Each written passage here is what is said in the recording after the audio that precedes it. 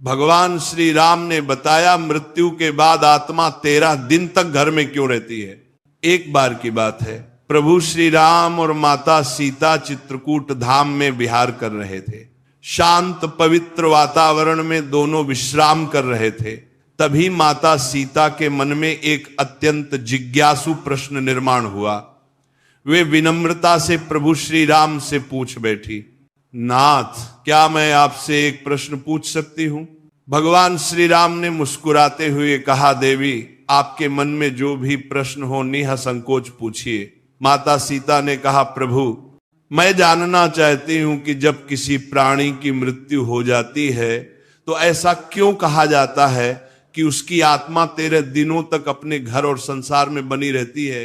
क्या यह सत्य है? यदि हां, तो ऐसा क्यों होता है?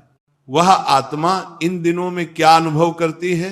क्या वह अपने स्नेहीजनों को देख सकती है? भगवान श्री राम गंभीर हो गए। उन्होंने कहा कि जानकी, आपने जो प्रश्न पूछा है वह केवल आपका नहीं है, यह प्रश्न समस्त संसार को मार्गदर्शन देने वाला है। इस विषय को जानना सभी के लिए आवश्यक है, क्योंकि जीवन और मृत्यु के रहस्य से अनभिज्ञ रहना अज्ञान के अंधकार में भटकने जैसा है। मैं इस रहस्य को आपको अवश्य समझाऊंगा। कहा जाता है कि मृत्यु के 24 घंटे बाद आत्मा अपने घर वापस आती है, अपने परिवार, अपने प्रियजनों और उन स्थानों को देखने जहां उसने अपना संपूर्ण जीवन व्यतीत किया है। लेकिन क्यों? क्या उसे अपनी मृत्यु का आभास होता है? क्या वह अपने परिवार के दुख और विलाप को महसूस कर सकती है? और मृत्यु के बाद आत्मा को अपने कर्मों के फल कैसे प्राप्त होते हैं? ये रहस्य स्वयं मृत्यु के देवता यमराज ने एक बार देवर्षि नारद को बताया था। यमलोक के अधिपति यमराज ने बताया कि आत्मा का यह सफर केवल शारीरिक मृत्यु का अंत नहीं, बल्कि एक नए प्रारंभ की ओर बढ़ने की प्रक्रिया होती है। आज के इस प्रवचन में हम आपको वही कथा सुनाने जा रहे हैं जो स्वयं यमराज ने नारद जी को सुनाई थी। ये कहानी आपको मृत्यु के बाद आत्मा के अनुभवों और उसके वास्तविक सत्य को समझने में मदद करेगी। एक बार मृत्यु के देवता यमराज यमपुरी में अपने सिंहासन पर विराजमान थे। चारों ओर दिव्य प्रकाश फैला हुआ था। यमलोक के दूत अपने कार्यों में व्यस्त थे। तभी वहां देवर्षि नारद का आगमन हुआ। उनके हाथ में दिव्य वीणा थी और मुखमंडल पर तेज झलक रहा था। उन्होंने यमराज को प्रणाम किया। यमराज ने मुस्कुराते हुए उनका स्वागत किया और बोले, देवर्षि, आज आपके आगमन का क्या कारण है? मुझे प्रसन्नता है कि आप यमलोक पधारे। कहिए, कैसे आना हुआ? नारद मुनि ने विनम्रता से उत्तर दिया, धन्यवाद प्रभु। मैं पृथ्वीलोक का भ्रमण कर रहा था और वहां मैंने एक विचित्र दृश्य देखा जिसने मेरे मन में कई प्रश्न उत्पन्न कर दिए। यमराज जिज्ञासु दृष्टि से नारद जी को देखने लगे और बोले, कौन से प्रश्न देवर्षि? कृपया बताएं, मैं आपकी जिज्ञासा अवश्य शांत करूंगा। नारद जी बोले, हे धर्मराज, जब मैं पृथ्वी लोक पर था तो मैंने देखा कि एक वृद्ध पुरुष की मृत्यु हो गई। उसके परिवार और रिश्तेदार शोक में डूबे हुए थे। वे विलाप कर रहे थे और कुछ तो विभिन्न उपाय कर रहे थे ताकि उनकी आत्मा पुनः लौट आए। इस दृश्य को देखकर मेरे मन में गहरे प्रश्न उठे। यमराज ने नारद जी की बातों को ध्यान से सुना। नारद जी आगे बोले, मृत्यु एक अटल सत्य है, लेकिन इसके बाद क्या होता है ये रहस्य बना हुआ है। मेरे मन में 2 मुख्य प्रश्न उत्पन्न हुए हैं। पहला यह कि क्या वास्तव में मृत्यु के 24 घंटे बाद आत्मा अपने घर लौटती है? दूसरा यह कि मृत्यु के बाद आत्मा का जो 13 दिनों का सफर बताया जाता है, क्या वह सच में होता है या ये केवल सुनी सुनाई बातें हैं? नारद जी की जिज्ञासा अत्यंत महत्वपूर्ण थी। यमराज कुछ क्षण मौन रहे और फिर उन्होंने गहरी सांस लेते हुए कहा, देवर्षि, ये एक गंभीर प्रश्न है और इसका उत्तर प्रत्येक मनुष्य को अवश्य जानना चाहिए। मैं तुम्हें इस रहस्य की पूरी कथा सुनाता हूं, जिसे समझने से हर जीव मृत्यु के वास्तविक स्वरूप को जान सकेगा। यमराज कहानी शुरू करते हैं। बहुत समय पहले की बात है। एक गांव का एक युवा जिसका नाम आलोक था, बचपन से ही धार्मिक प्रवृत्ति का था। वह प्रतिदिन तुलसी में जल चढ़ाता, सुबह शाम पूजा पाठ करता और सदा ईश्वर का स्मरण करता। उसके परिवार में उसके पिता, पत्नी और एक छोटा सा बच्चा था। मां का देहांत कई वर्षों पहले हो चुका था और अब उसके पिता भी लंबे समय से बीमार थे। समय बीतता गया और एक दिन उसके पिता ने भी इस संसार को छोड़ दिया। ये घटना आलोक के लिए असहनीय थी। उसने अपने पिता का विधि पूर्वक अंतिम संस्कार किया, लेकिन उसके मन में अनेकों प्रश्न उभरने लगे। मृत्यु के बाद आत्मा का क्या होता है? क्या आत्मा वास्तव में घर लौटती है? यदि हां तो क्यों? इन प्रश्नों के उत्तर खोजने के लिए वह एक आध्यात्मिक यात्रा पर निकल पड़ा। कई गांवों और जंगलों से होते हुए अंततः वह एक आश्रम पहुंचा जहां एक तेजस्वी संत ध्यानमग्न थे। आलोक ने उनके चरणों में गिरकर पूछा, गुरुदेव, मृत्यु के बाद आत्मा का क्या होता है? क्या यह सच है कि मृत्यु के 24 घंटे बाद आत्मा अपने घर लौटती है? संत मुस्कुराए और बोले, बेटा, यदि तुम इस रहस्य को सच में समझना चाहते हो तो तुम्हें इस जंगल में और आगे बढ़ना होगा। वहां तुम्हारे सभी प्रश्नों के उत्तर तुम्हारा इंतजार कर रहे हैं। आलोक ने श्रद्धा से सिर झुकाया और कहा, गुरुदेव, मैं ये यात्रा करने के लिए तैयार हूं, कृपया मुझे मार्ग दिखाइए। गुरुजी ने आशीर्वाद दिया और कहा, इस यात्रा में तुम्हें कई अद्भुत अनुभव होंगे। रास्ते में जो घटित होगा वही तुम्हें मृत्यु और आत्मा के रहस्यों को समझने में सहायता करेगा। आलोक गुरुजी के आदेशानुसार जंगल की ओर बढ़ चला। जैसे जैसे वो आगे बढ़ा, जंगल घना और रहस्यमयी होता गया। चारों ओर अजीब अजीब आवाजें सुनाई पड़ने लगी। कहीं उल्लू बोल रहा था तो कहीं पत्तों की सरसराहट हवा के थपेड़ों से डरावनी प्रतीत हो रही थी। जंगल का ये भयंकर और डरावना रास्ता उसे डरा जरूर रहा था, लेकिन उसके मन में उठ रही जिज्ञासा कहीं अधिक बलवान थी। वह निडर होकर चलता गया और कुछ दूरी पर उसे एक विशाल पीपल का वृक्ष दिखाई दिया, लेकिन ये कोई साधारण वृक्ष नहीं था। उसकी शाखाएं सांपों की तरह लहरा रही थी और उसकी छाल पर मानो किसी का चेहरा उभर आया था। जैसे ही आलोक उसके पास पहुंचा, वह वृक्ष मानवीय स्वर में बोल उठा, हे मानव, ठहरो, कहां जा रहे हो? आलोक ये सुनकर स्तब्ध रह गया। एक वृक्ष बोल रहा था, परंतु वह घबराया नहीं। उसने हाथ जोड़कर पीपल के वृक्ष को प्रणाम किया और आदरपूर्वक बोला, हे महावृक्ष, मैं यहां मृत्यु के रहस्य को जानने आया हूं। मेरे मन में कई प्रश्न है और मैं उनके उत्तर खोजने के लिए यह यात्रा कर रहा हूं। कृपया मेरा मार्गदर्शन करें। पीपल के वृक्ष ने गंभीर स्वर में कहा, तुम्हारी जिज्ञासा योग्य है मानव। मैं तुम्हें मृत्यु के बाद की प्रथम अवस्था के बारे में बता सकता हूं, लेकिन उससे पहले तुम्हें मेरी एक पहेली का उत्तर देना होगा। यदि तुम सही उत्तर दे सके तो ही मैं तुम्हें आगे का ज्ञान दूंगा। आलोक ने श्रद्धा से सिर झुकाया और कहा, कृपया अपनी पहेली पूछिए, मैं उत्तर देने का प्रयास करूंगा। पीपल का वृक्ष थोड़ा मुस्कुराया और बोला, सुनो, ये पहेली तुम्हारे ही जीवन से जुड़ी है।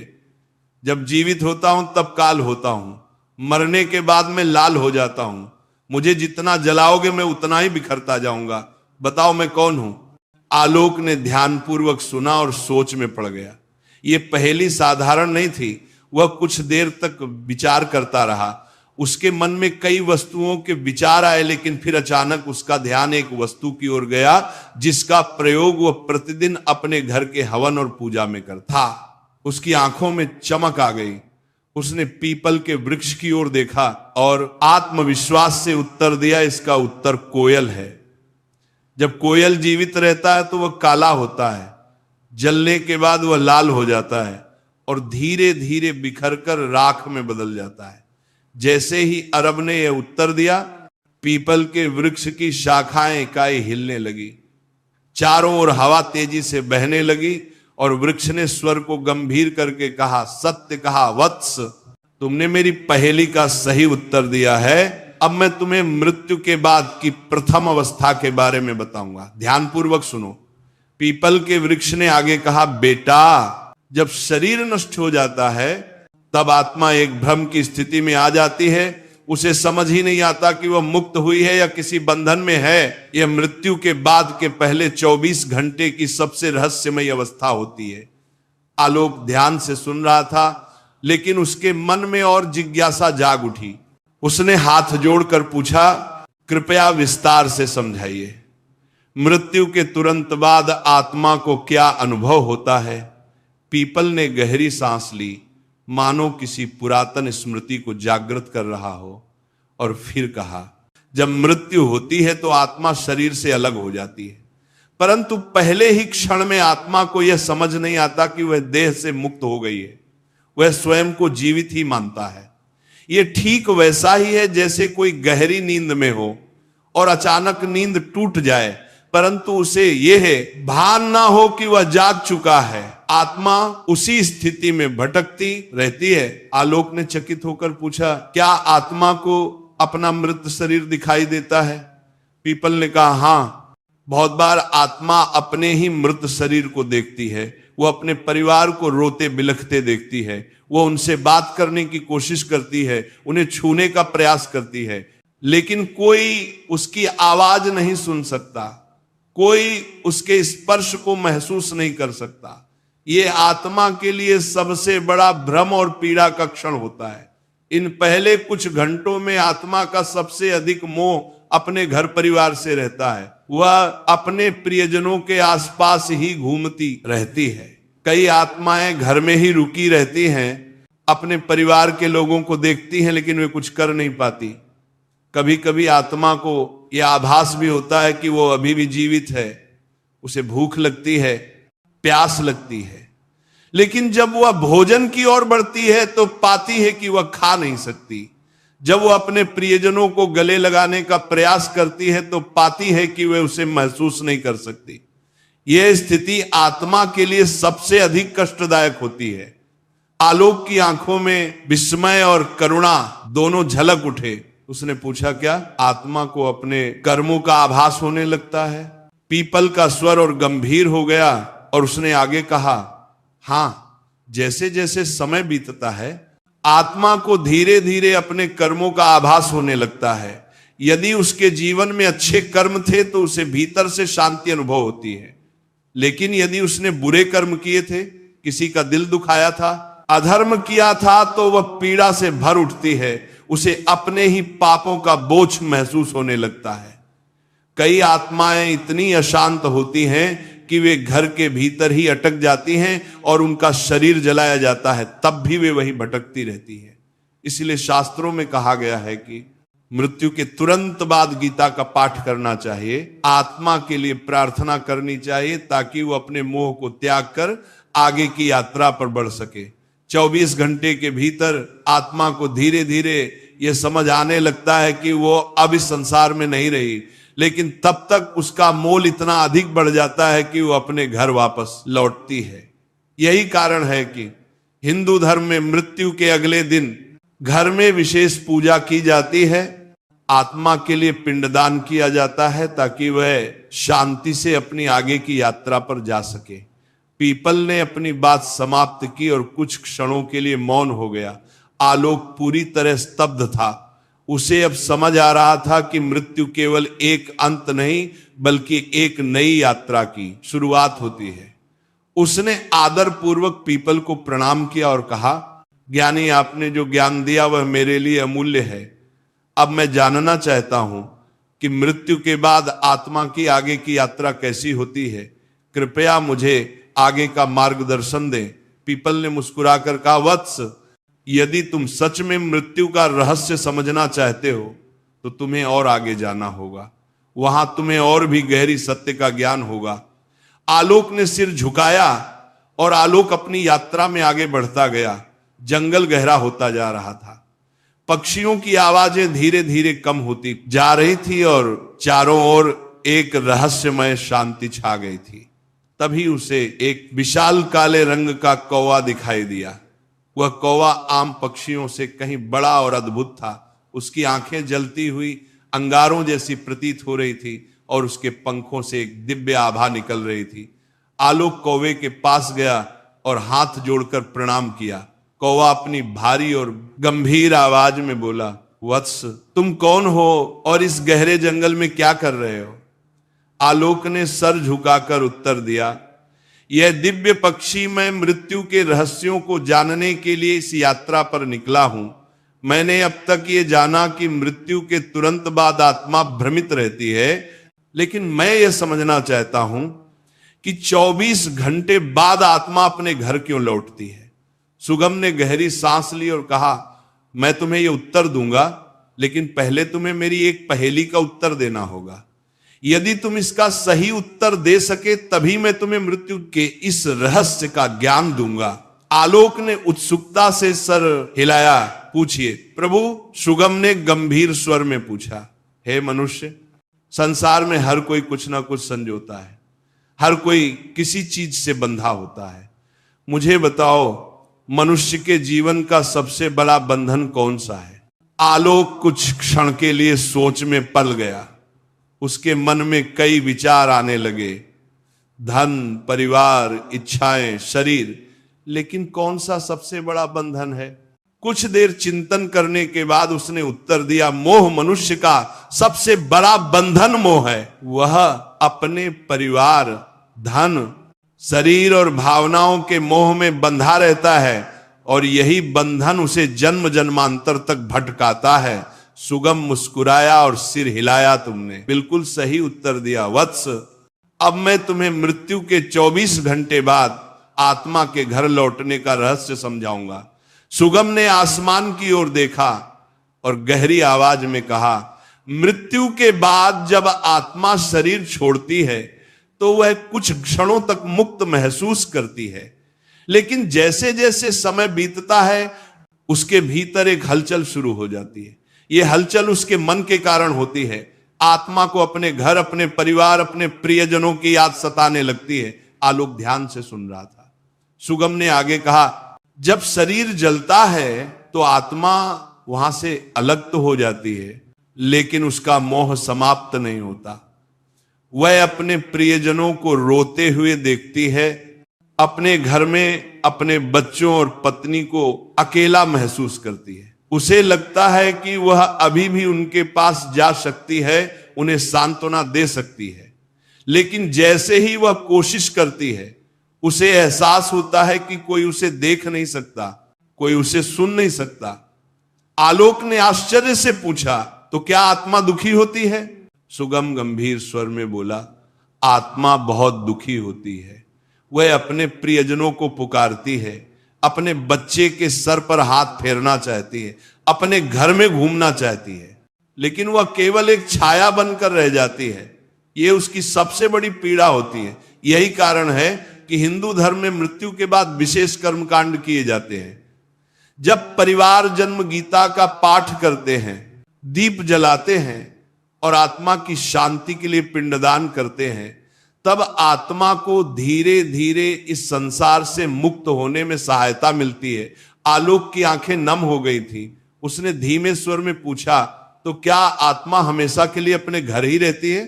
सुगम ने उत्तर दिया नहीं, लेकिन जो आत्माएं अपने जीवन में बहुत अधिक मोह में बंधी रहती हैं, वे अधिक समय तक भटकती रहती है। वे अपने परिवार, अपनी इच्छाओं, अपने अधूरे कार्यों को लेकर परेशान रहती हैं। उन्हें यह स्वीकार करने में समय लगता है कि अब वे इस संसार का हिस्सा नहीं रही।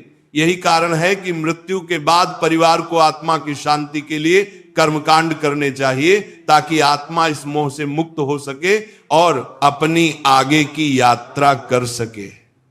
सुगम ने आलोक को देखा और कहा, अब तुम जान चुके हो कि आत्मा मृत्यु के 24 घंटे बाद अपने घर क्यों लौटती है।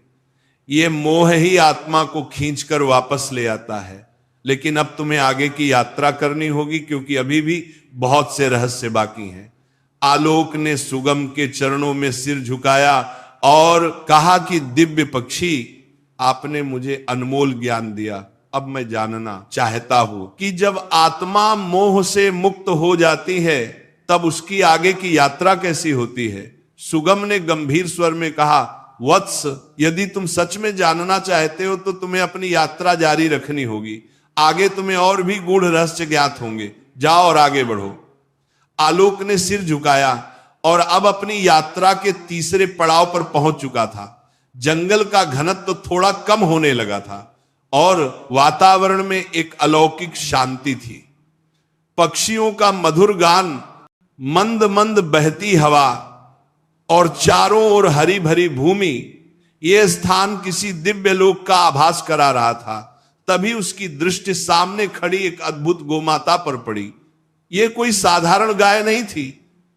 इसके शरीर से एक दिव्य प्रकाश निकल रहा था और इसकी आंखों में गहरी करुणा तथा ज्ञान की झलक थी। आलोक ने श्रद्धा से झुककर गौ माता को प्रणाम किया।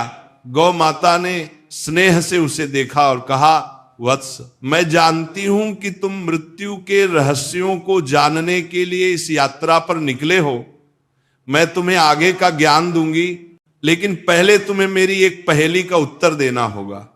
आलोक ने श्रद्धा से सिर झुकाया और कहा, हे मां, कृपया मुझसे पूछिए। गौ माता ने मधुर किंतु गंभीर स्वर में पूछा। मनुष्य अपने जीवन में कई चीजों को संजोता है, धन, परिवार, प्रतिष्ठा, ज्ञान, लेकिन बताओ उसके लिए सबसे महत्वपूर्ण संपत्ति कौन सी है जो मृत्यु के बाद भी उसके साथ जाती है? आलोक गहरे चिंतन में पड़ गया।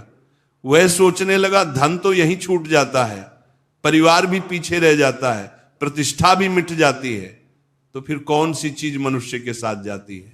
कुछ क्षण विचार करने के बाद उसने उत्तर दिया, कर्म। मनुष्य के कर्म ही उसकी सबसे बड़ी संपत्ति होती है।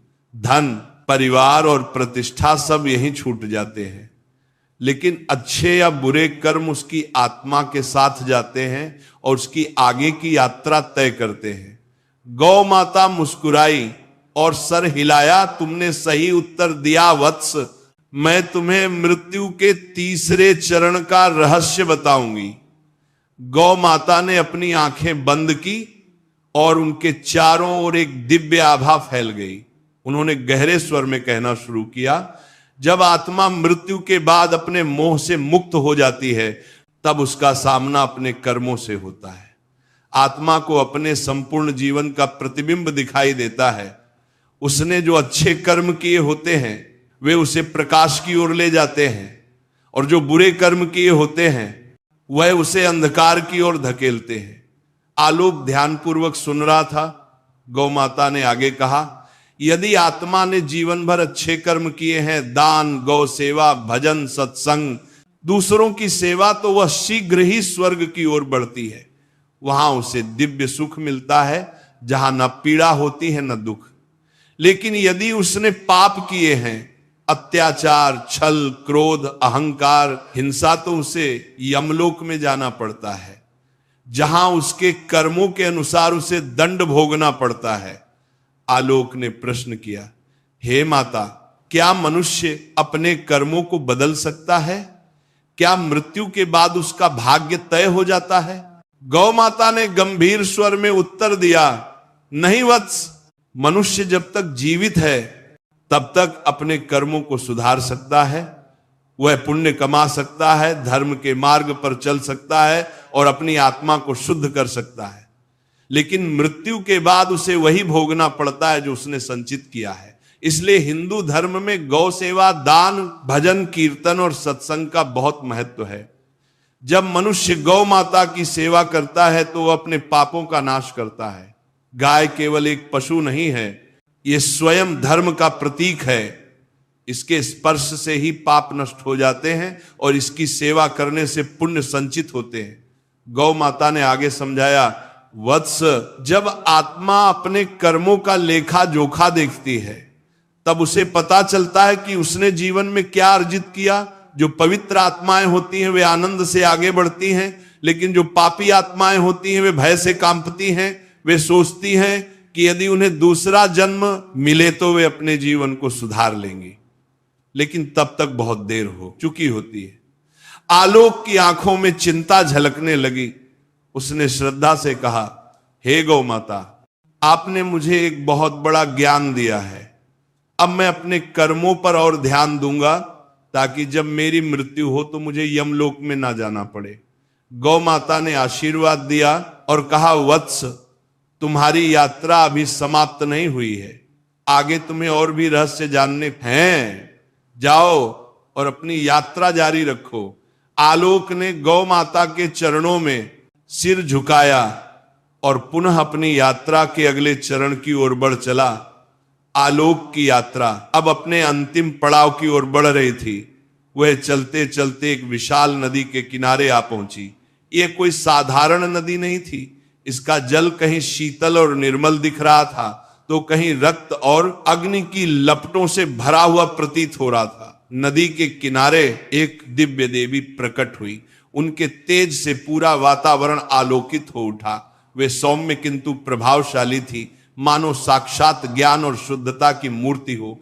आलोक ने श्रद्धा से झुककर उन्हें प्रणाम किया। देवी मुस्कुराए और मधुर स्वर में बोली, वत्स, मैं जानती हूं कि तुम मृत्यु के रहस्य को समझने के लिए इस कठिन यात्रा पर आए हो। मैं तुम्हें वैतरणी नदी का रहस्य बताऊंगी, लेकिन पहले तुम्हें मेरी एक पहेली का उत्तर देना होगा। आलोक ने सर झुकाकर कहा, हे मां, कृपया पूछिए।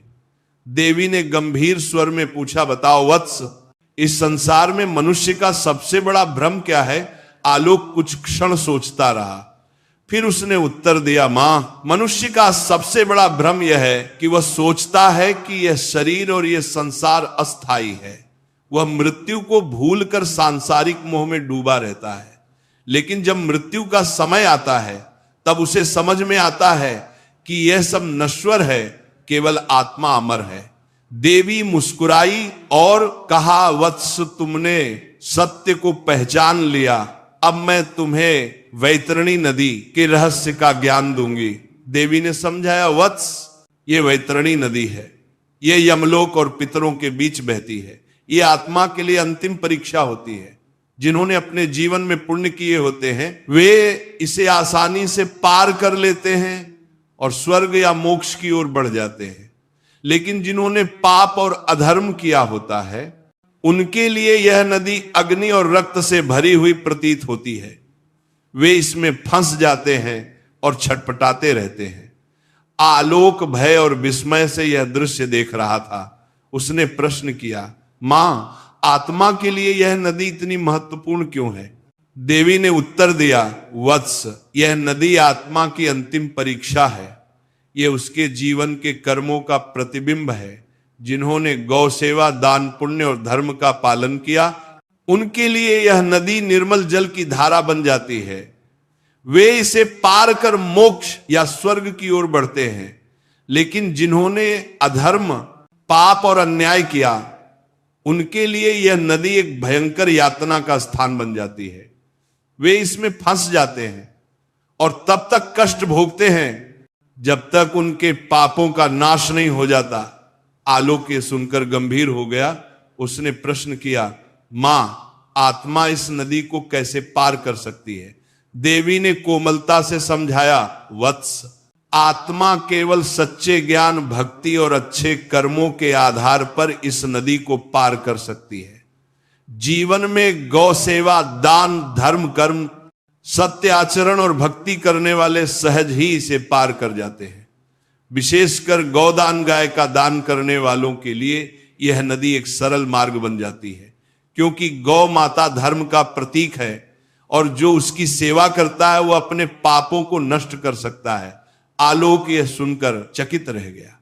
उसने एक और प्रश्न किया, मां, यदि कोई व्यक्ति जीवन में अच्छे कर्म ना करे तो क्या वह कभी इस नदी को पार नहीं सकता? देवी ने गंभीर स्वर में उत्तर दिया, वत्स, ब्रह्मांड कर्मों के नियम से चलता है। यदि आत्मा वैतरणी को पार कर ले तो वह स्वर्ग की ओर बढ़ती है। यदि नहीं तो उसे यमलोक में न्याय के लिए भेजा जाता है, जहां उसके कर्मों का हिसाब होता है। जो आत्माएं इसे पार नहीं कर पाती, वे भटकती रहती हैं। वे पुनर्जन्म के चक्र में फंस जाती हैं और कई जन्मों तक कष्ट सहती हैं। आलोक की आंख खुल चुकी थी। उसने देवी को प्रणाम किया और कहा, हे मां, आपने मुझे सत्य का ज्ञान दिया। अब मैं अपने जीवन को और भी पवित्र बनाऊंगा ताकि मेरी आत्मा मृत्यु के बाद सही मार्ग पर चल सके। देवी ने आशीर्वाद दिया और कहा, वत्स, तुम्हारी यात्रा पूरी हुई। जाओ और इस ज्ञान को संसार तक पहुंचाओ ताकि लोग मृत्यु से पहले जीवन को समझ सके। आलोक ने पुनः प्रणाम किया और उस दिव्य ज्ञान को हृदय में समेट कर लौट पड़ा। तो यमराज ने नारद जी को इस तरह से आत्मा के 13 दिनों के रहस्य की संपूर्ण कथा सुनाई। उन्होंने बताया कि कैसे आत्मा मृत्यु के बाद अपने घर लौटती है, कैसे वो अपने कर्मों के अनुसार आगे बढ़ती है और किन किन अवस्थाओं से गुजरती है। यमराज के वचन सुनकर नारद जी के सभी संदेह दूर हो गए। नारद जी ने हाथ जोड़कर कहा, आपकी यह दिव्य कथा सुनकर मेरे सभी प्रश्नों के उत्तर मिल गए हैं। अब मुझे स्पष्ट हो गया कि मृत्यु के बाद आत्मा किस प्रकार अपनी यात्रा पूरी करती है। मैं इस सत्य का प्रचार प्रसार करूंगा ताकि अधिक से अधिक लोग इस गूढ़ ज्ञान को समझ सके और धर्म के मार्ग पर चल सके। यमराज ने नारद जी को आशीर्वाद दिया और कहा, देवर्षि, यदि मनुष्य इस सत्य को समझकर जीवन व्यतीत करें तो वे मोह माया से मुक्त हो सकते हैं और सही मार्ग का अनुसरण कर सकते हैं। अगर आज की प्रवचन आपको अच्छी लगी हो तो वीडियो को लाइक करें और ऐसे ही प्रवचन सुनने के लिए चैनल को सब्सक्राइब करें। बोलो राधे राधे।